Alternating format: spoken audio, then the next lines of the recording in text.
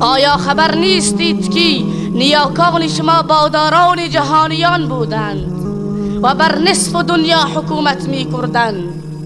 حالا به شما چی شده که غلام و برده شده اید؟ کشورهایتان اشغال شده. عراق افغانستان را مستقیما امریکا اشغال نمود. ترکستان شرقی را حکومت کمونیست چین اشغال کرده.